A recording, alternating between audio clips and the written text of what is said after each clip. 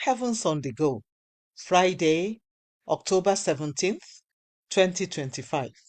Topic: Whom to marry. Memory verse: Matthew 7:20. Wherefore, by their fruits ye shall know them. Bible reading: 2 Corinthians 6:14-16. Be ye not unequally yoked together with unbelievers. For what fellowship hath righteousness with unrighteousness? And what communion hath light with darkness?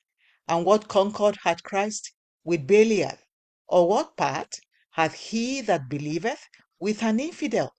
And what agreement hath the temple of God with idols? For ye are the temple of the living God. As God hath said, I will dwell in them and walk in them, and I will be their God, and they shall be my people. The message. Today's Bible reading says that you should not be unequally yoked with unbelievers. Hence, Christians should not get married to unbelievers. If Christians get themselves yoked in marriage with unbelievers, thinking they can change them, they are only deceiving themselves.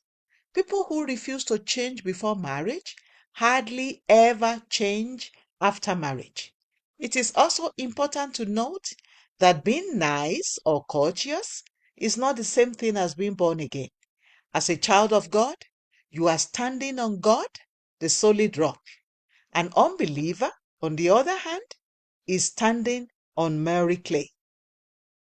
When you are standing on a rock and you are holding somebody who is standing on miry clay, the chances are very high that the fellow standing on miry clay will cause you to either stumble or fall completely because he or she is standing on slippery ground.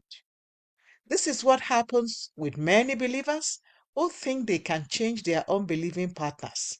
Their partners will, more often than not, cause them to stumble and fall, and they might end up losing their faith in the process. The Bible says in 1 Corinthians 10:12, let him that thinketh he standeth take heed lest he fall.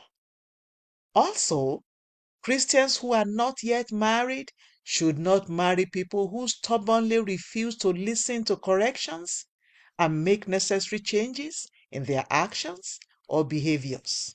The Bible says in Proverbs 15:32, he that refuseth instruction despiseth his own soul, but he that heareth reproof getteth understanding. If you are a Christian who is not yet married, don't marry someone who doesn't have an authority figure that he or she listens and submits to. Anyone who does not listen to anybody or submit to anyone will not listen to you either. Also, it is not advisable for a believer to marry an immature Christian. It is better for a believer to marry someone who has attained a level of spiritual maturity and is constantly growing so they can sharpen each other. Iron sharpeneth iron. So a man sharpeneth the countenance of his friend.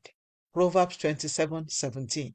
If you are not yet married, do not marry a carnal Christian, because such a fellow's attachment to the things of the world rather than spiritual things can also cause you to stumble and fall.